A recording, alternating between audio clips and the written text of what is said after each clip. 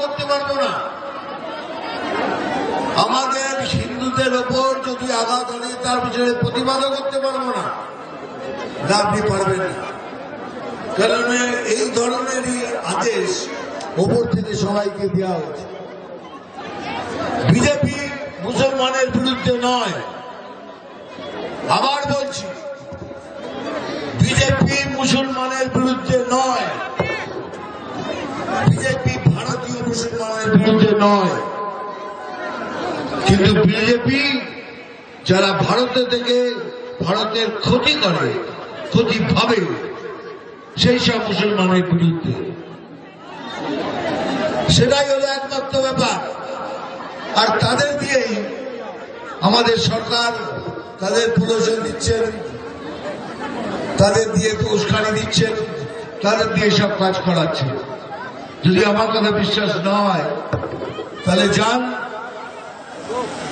কিছুদিন আগে হুমায়ুন কবির সাহেব বলেছিলেন যে আমরা 70% মুসলমান, 30% বাঙালি আছি, আমি 30% হিন্দুদের কেটে ভাগীরথী জলে ভাসিয়ে দেব। তার উত্তরে আমি বলেছিলাম, আমি ভেবেছিলাম চিফ মিনিস্টার কিছু বলবেন, যেসব কথা বলতে নেই, কিন্তু উনি কিচ্ছু বলেনি, আমি বলেছি।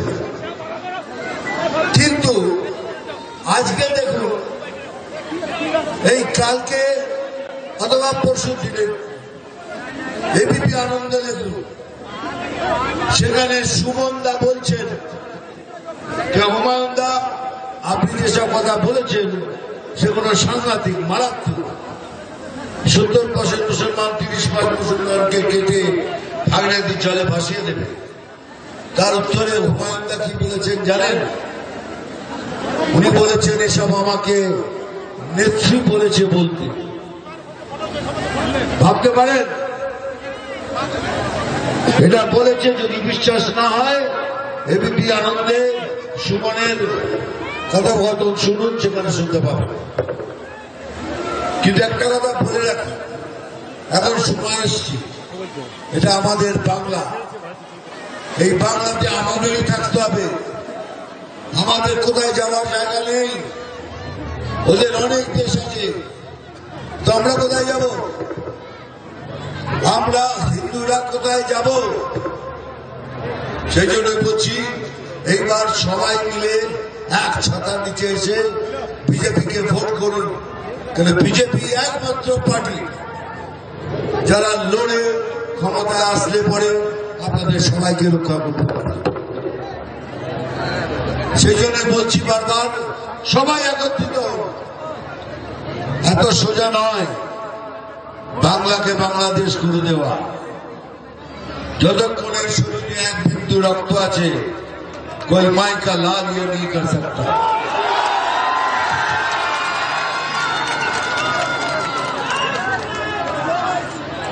আমার মতো অনেকেই আছে যে কথাটা জোর দিয়ে বলতে পারে।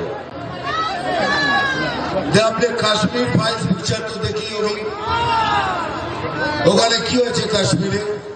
কাশ্মীরে হিন্দুদের, হিন্দু ব্রাহ্মণদের ওখান থেকে তাড়িয়ে দেওয়া হয়েছে, ওখান থেকে তাড়িয়ে দেওয়া হয়েছে। কাল যদি সেই ঘটনা আমাদের সাথে হয় তাহলে আমরা কোথায় যাব? কোথায় যাব আমরা? সব জায়গায় গালাগালি চলছে। এই জন্যই বলছি, আবার বলছি, সবাই একসাথে হয়ে লড়বেন, একটা ভোটও যেন ওদিকে না পড়ে। আমি এখানে দীপ্তদাকে বলছি, আমাদের প্রেসিডেন্টকে ভালো করে লড়ুন, আমরা 7টা থেকে 7টা সিঁড়ি পাবো।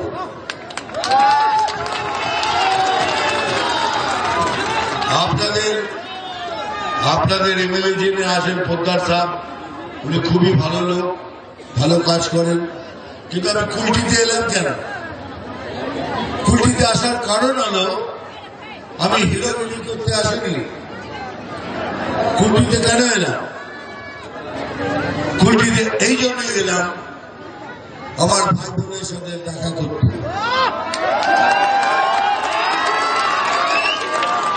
আপনি আমার ভাই বোন বন্ধু।